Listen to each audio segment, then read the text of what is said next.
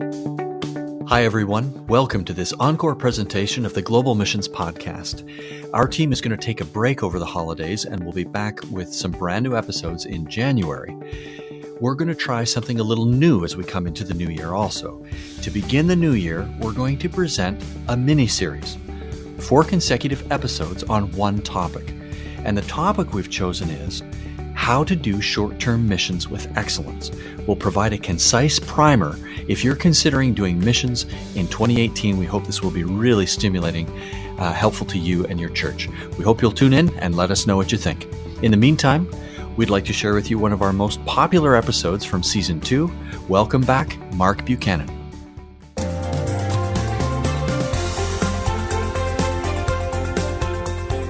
Welcome to the Global Missions Podcast, a program for Christ followers who want to participate more effectively in God's work, both at home and to the ends of the earth. Visit us at globalmissionspodcast.com to find show notes, resources, and previous episodes, or to suggest a particular topic or guest you would like to hear featured on the program. You can also engage with us through Twitter and Facebook. We would love to hear from you. And now, here's your host, Rob Magwood, better known to his friends as Mags. Hi, everyone, and welcome to this episode of the Global Missions Podcast. Today, we're discussing the importance of Sabbath rest, and by connection, the healthy prevention of burnout. We know that ministry and missions can involve demanding schedules and high expectations, sometimes more opportunities to serve than is humanly possible. In our discussion with author Mark Buchanan, we're reminded today that God invites us to participate in Sabbath rest. We think this is an episode that will be helpful to any Christ follower, but we want to especially encourage mission workers, missionaries themselves, and mission committees to also consider what's said here. Perhaps you know someone that would benefit from hearing this, and we encourage you to send them a link from the website or recommend this episode to them. Before we get to the interview with Mark, we'd like to share with you this mission resource. OMF is a global fellowship of Christians with a heart for East Asia. We pioneer life-changing ministries. We partner with like-minded churches and agencies. We pray and persevere in difficult places. To learn more about how you can join in God's work among East Asians, visit us at omf.org. OMF, Heart for Asia, Hope for Billions. And now, here's today's interview. Well, hello again, friends, and welcome to this episode of the Global Missions Podcast. Our guest today is Mark Buchanan. He is an associate professor of pastoral theology at Ambrose Seminary out in Calgary, Alberta, and has served as a pastor in different churches in Western Canada. He and his wife, Cheryl, now live in Cochrane, Alberta, having moved from the West Coast to the interior a little bit. Mark, welcome to the program. Thanks, Megs. Very happy to be here. Well, looking forward to today's discussion. Mark is an author and a professor, of course. He's been published in a number of periodicals, including Christianity Today, and is the author of several books, including 2 that I have on my own shelf. The first, Your God is Too Safe, and The Rest of God, which is the focus of our topic for our interview today. Mark, I've appreciated both of these books. I read them some time ago and have been glad to review, especially The Rest of God here. 2006. Which of these books came first? The Rest of God is the second one. The second book. Okay. Yeah. So Your God is Too Safe came first. Yeah, that was actually the very, very first book I published. I see. Okay. Well, I'm looking forward to learning through this too. It's a challenging book to read. I wonder if some of your readers have found it uncomfortable in the sense that it challenges how we naturally work sometimes. Our topic today will be Sabbath rest in missions and how we can help our workers avoid burnout. I would note for our listeners that this topic is going to be broadly applicable just about to any Christ follower. Would you say, Mark, it applies to all of us? Absolutely, yeah. There's no question. Mm-hmm. We will turn a little bit toward missions work, but I hope it'll be an encouragement and valuable to everyone who's listening in today. Well, Mark, let's begin with some definitions of sorts, please. Just lay some groundwork. In your book, as you get going, you talk about the term Sabbath, both being a day of the week and an attitude. Would you start us off just by expanding a bit on these ideas? Yeah, the day of the week is obvious that 6 days shall you work, on the seventh day you shall rest. Now, I'm not a Sabbatarian in the sense that we have to observe that on a particular day of the week. Mm-hmm. The concept of Sabbath means to stop. And I think to take a day where you cease, you stop, you rest, you receive is important. But fundamentally, we're not going to be able to really receive that day or practice good Sabbath without what I call a Sabbath heart, which is about the attitude. And the foundation of a Sabbath heart is trusting God to run the universe when you're not. So there's a certain humility that's connected to this.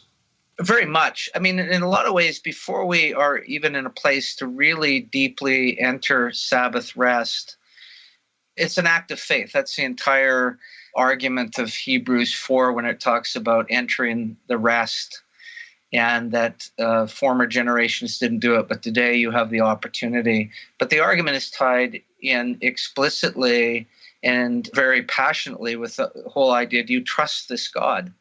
Mm. And so the cultivation of that, deeply trusting God to look after you, to look after your interests, to provide for you, to attend to those things that right now you're going to step back from, that's foundational.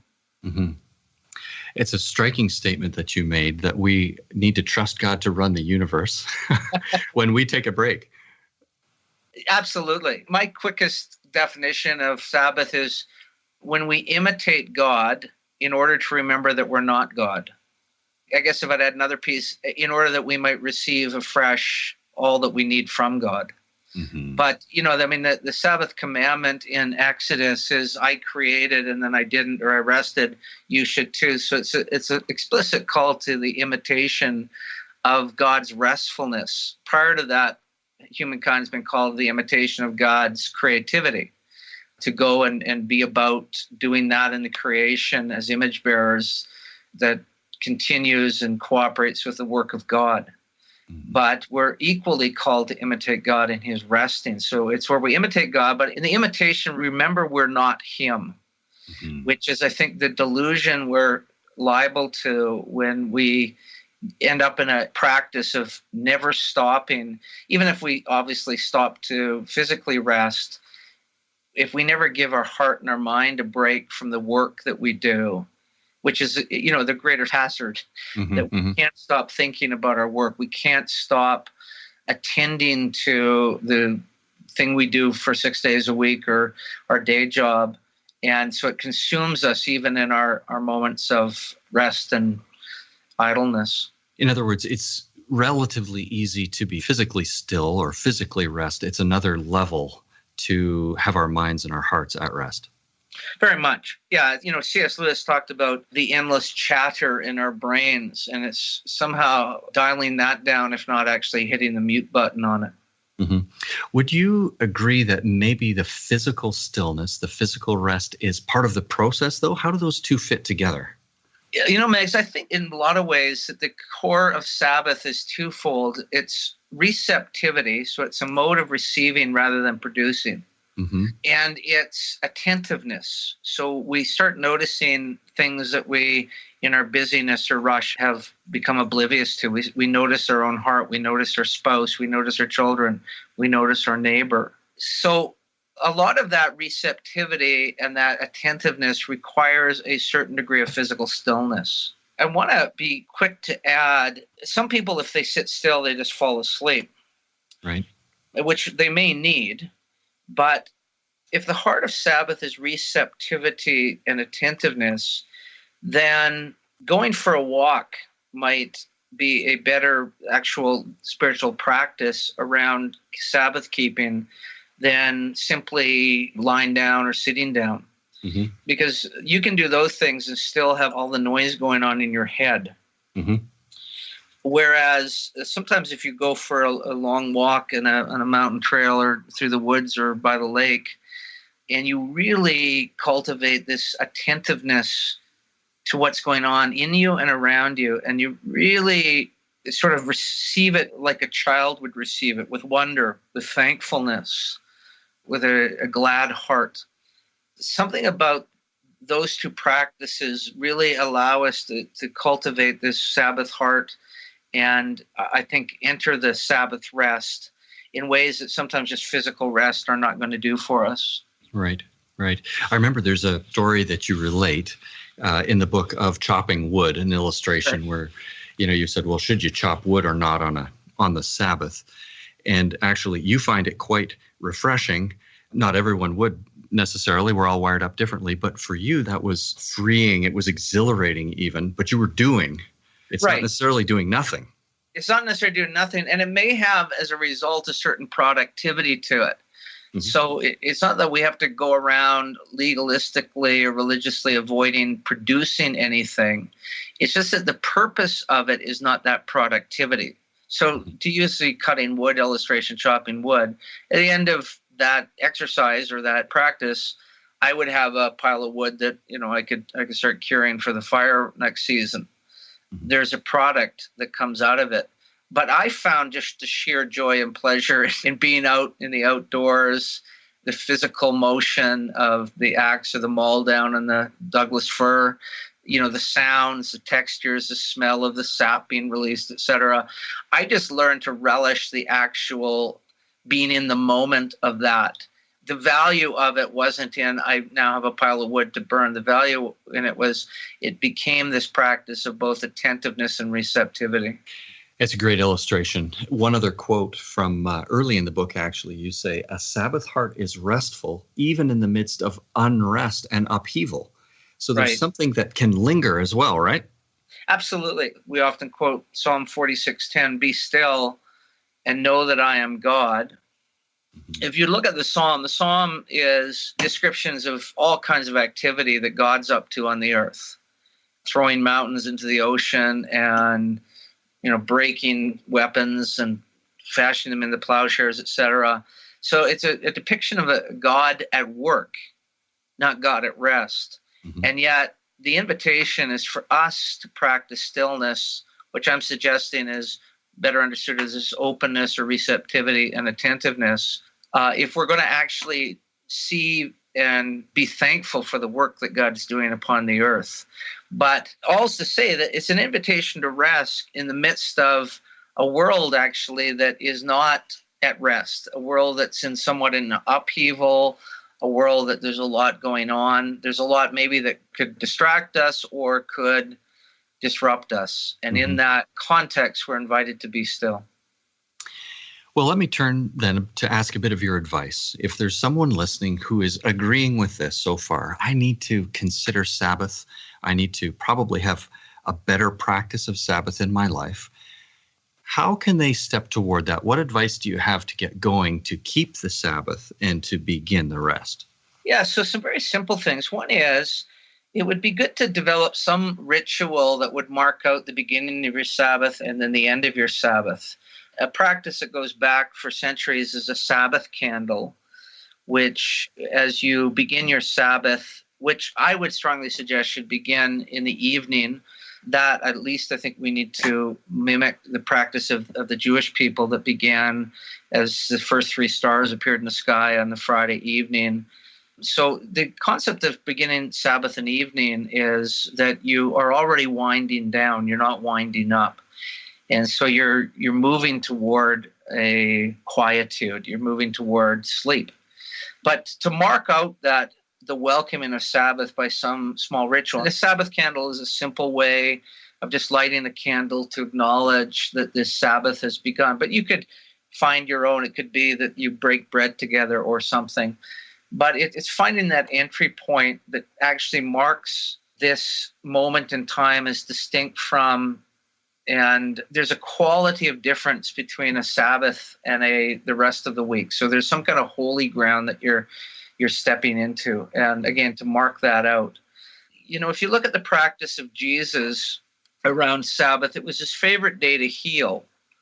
And his healings covered a range of things: physical, releasing people from a demonic oppression, people who couldn't walk or couldn't see or couldn't hear, restoration of these things.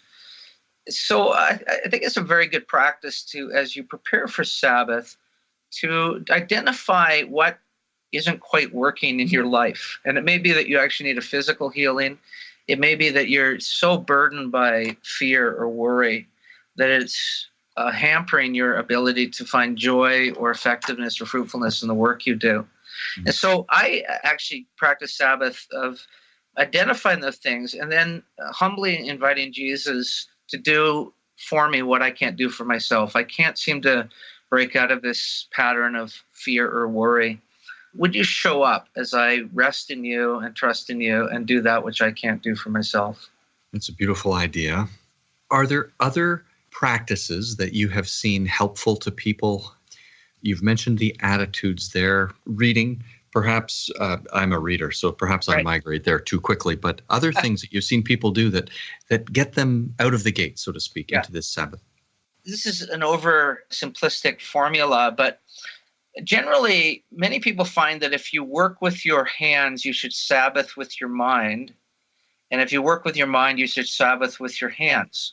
Mm-hmm. So in other words, if your day job is talking, writing, lecturing, reading, then you may find that some element of gardening or woodworking or something, doing something with your hands, is a deeply restful thing. And vice versa. If you're a laborer, if you're a carpenter and you frame houses all week, the last thing you probably want to do on a Sabbath is go and build something. Right. But it may be the day that you set aside to do something that is, you read poetry or write poetry or something like that. That's just, again, it's overly simplistic, but I found that in general that kind of helps. But the one thing that's probably will be most helpful to your listeners is identifying the thing that most ties you into your day job. Is it your smartphone? Is it some kind of paperwork that as soon as you kind of look at that, all of the emotions, all of the inclinations to be engaged with that work sort of flare up? Whatever that thing is, if you could quarantine it for 24 hours, mm-hmm. So let's just say it's a smartphone, and sure. I'm not anti-technology, a pen and a paper, a piece of technology, so I'm not anti-technology. And for some people, to make a Skype call to their grandchildren on the Sabbath is the most blissful thing imaginable. So to sort of put a ban on any kind of internet connection or something seems to me legalistic. But let's just say it's your phone that you're constantly kind of tying back into your workaday world through that. What if you just actually powered that down and put it in a box somewhere and put the box in a closet that you know where it is when you have that panic moment, oh my goodness, where's my phone? That you just have to recall, oh yeah, I put it in the box in the closet. But you isolate yourself from that so that it doesn't have the power to keep pulling you back into the world where you're going to have to spend the rest of your week anyhow. Mm-hmm. Great advice. I can imagine that some of our listeners are going to try this. I know one of them who might, although I'm not as closely tied to my phone as some. It's a great idea. And how do we just consider what takes us back into that busy, back into concern, whatever that includes for us. Well, in our North American society, too, most of our listeners are in North America. This Western culture seems to value being busy, being productive, being efficient. It's underlying a lot of the value. And of course, that spreads into the body of Christ, into the church, and into ministry, and into mission work. I wonder how this contributes, the lack of it contributes to burnout. Do you see that we need Sabbath? You've written a book on it, but are we on the right track here? We need to raise the bar on Sabbath? I very much feel that. A whole bunch of reasons that would take way too long to give all of them. But I actually am more and more convinced, Megs, that Sabbath is the central discipline of the spiritual life. If you look at it within the Ten Commandments, Exodus 20 or Deuteronomy 5, it's the fourth commandment. 3 before are all about God. The 6 after are all about people. And in between is a Sabbath. And I'm more and more convinced that the sequence of those commandments is not random or accidental, that as our relationship with God goes, so do we trust in the God described to whom we're calling a relationship, with whom we have to do first 3 commandments about no other gods, no idols, and no vain use of the name. As we live in that relationship with God, it automatically will flow into an ability to rest and trust. If the Sabbath heart is about, do I trust God to rule the universe without me, then those 3 commandments are foundational to building that trust. And then you look at the 6 commandments that follow, beginning with parents and the neighbors and co-workers and strangers and all of that, and not murdering and not coveting and being in right relationship to the people closest to us. I think that those are overflows of Sabbath. It's interesting, for instance, in Deuteronomy, the 4th commandment, Sabbath commandment, is 133 words in the New International Version, and then do not murder is 3. Mm-hmm. Why would we need such sort of simple teaching on something so momentous, of such magnitude of not murdering, mm-hmm. and 133 words about Sabbath? Well, I think implicitly what we're being told is that if you keep Sabbath, if you're well rested, you're less likely to actually feel murderous. Right. And so there's this growing sense that I have. Recent book by Walter Brueggemann, the Old Testament theologian, called Sabbath is Resistance, makes this point as well, that it is within the life of Israel, it was the premier spiritual discipline, Sabbath keeping, related to all those other things, non-idolatrous manipulation of God, etc., non-vain use of the name, honoring of the parents, etc. That this was the premier central discipline to all of those things. If that's the case, and I do believe it's the case, it is a supreme and sad irony that of all the 10 commandments that most Christians feel are optional, the only one is the Sabbath commandment we feel that we take a pass on. Interesting.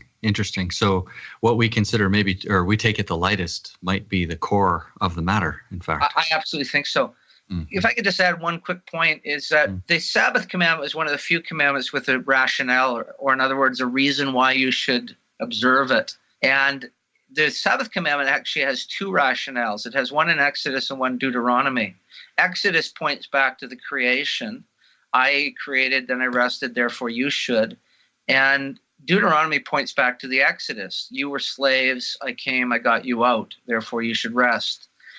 It strikes me that this double rationale for Sabbath keeping is implicit within it, is that if we don't keep Sabbath, we'll begin to forget our created nature and our redeemed nature, that we're made in the image of God and that we're redeemed by, in Christian terms, the blood of the Lamb.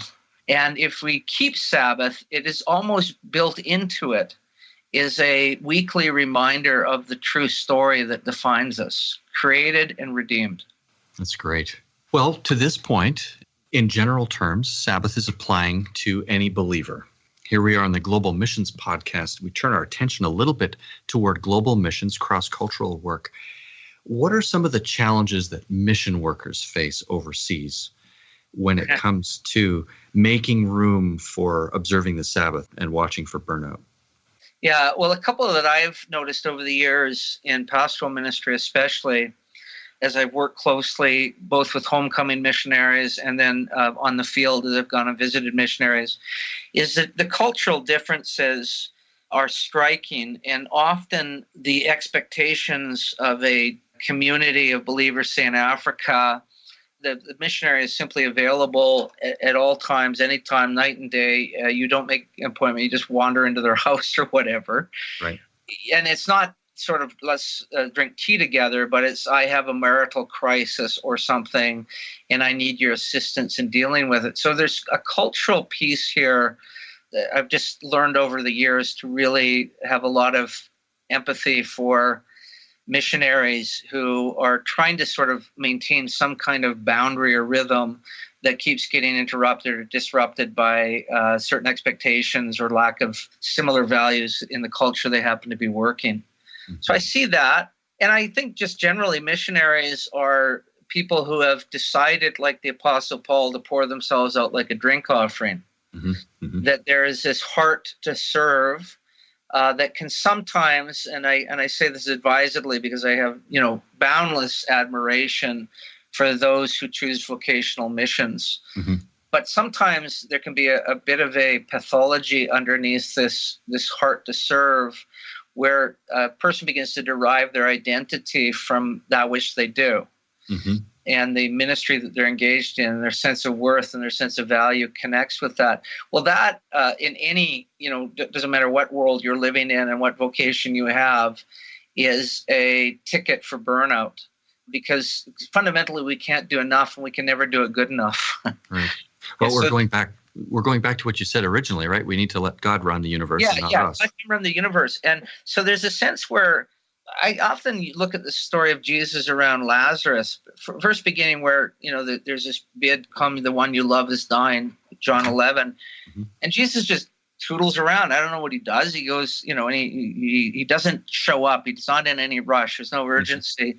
Gets there, and the guy's already 4 days in the grave. And, of course, his sisters are full of heartbreak and a bit of blame toward him. Mm-hmm.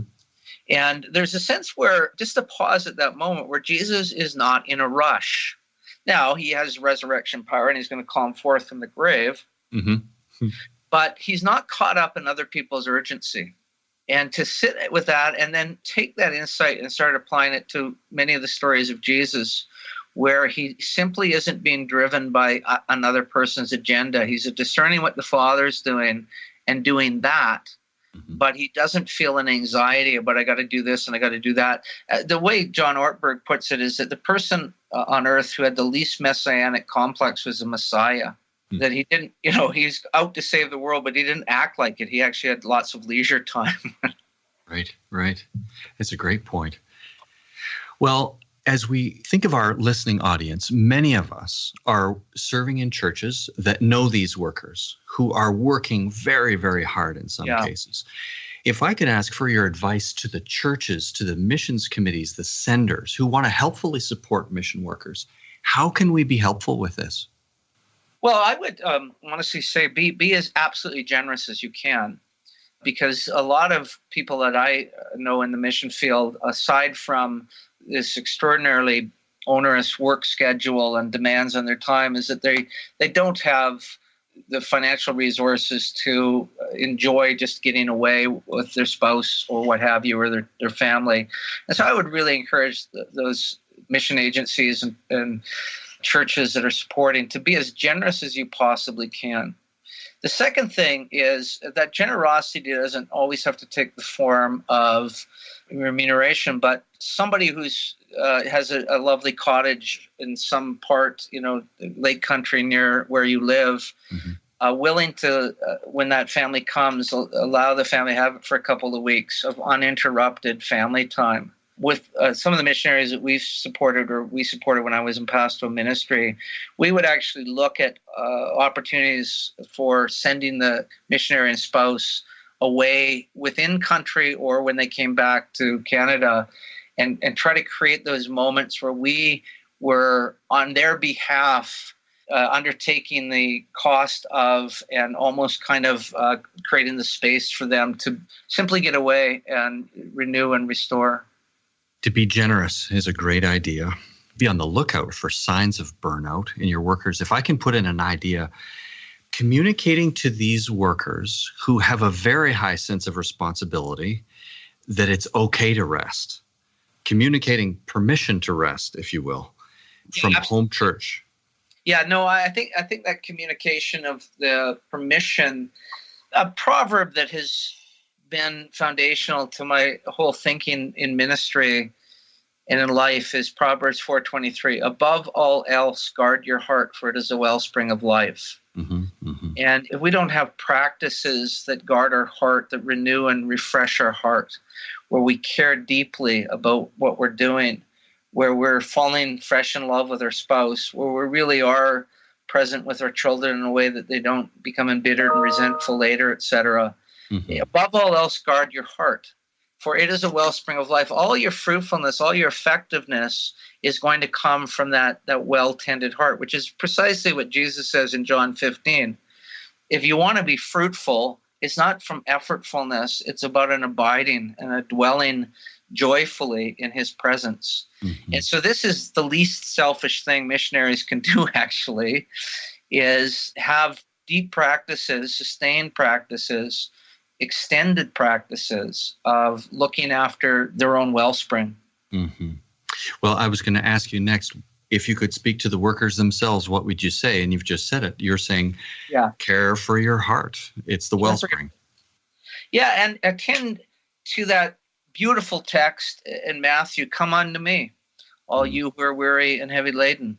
Let me give you rest for your souls, for my, take that yoke on you that's not working. My yoke is easy and my burden is light. that is an invitation for you, the missionary listening to this. It's Jesus opening his arms and saying, you don't have to get beaten down by this. Of course, it's difficult. Of course, it's calling forth, more creativity and energy than you seem to have. I will pour it out, but come to me. And to receive that and enter the embrace of the one summoning you to himself without any apology, because that's the heart of what it is to be a disciple. Yeah, it's beautiful. Well, to our listeners, I want to warmly recommend Mark's book entitled The Rest of God, Restoring Your Soul by Restoring Sabbath.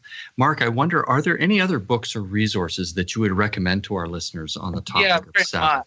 Yeah, very much. The classic book is by the Jewish rabbi philosopher Joshua Abraham Heschel, and it's simply called The Sabbath. It's 125 pages, I think. You can read it in an evening, but you can ponder it for the rest of your life. It's beautiful. It's subversive. It's really the classic. The second book is, I made reference in the podcast, Walter Brueggemann's book, Sabbath is Resistance. Again, I think it's 80 pages, but every page is loaded with amazing insights. This is one of the premier living biblical, especially Old Testament scholars, who spent his life reflecting, especially on the Exodus event, out of which the Sabbath comes. And so this is, Brueggemann's in his 80s. This is the fruit of a lifetime of reflection, and it's potent. The third book I would recommend is actually by a non-Christian, but it's a beautiful reflection on what the Sabbath is about. It's by Wayne Mueller, and it's called Sabbath.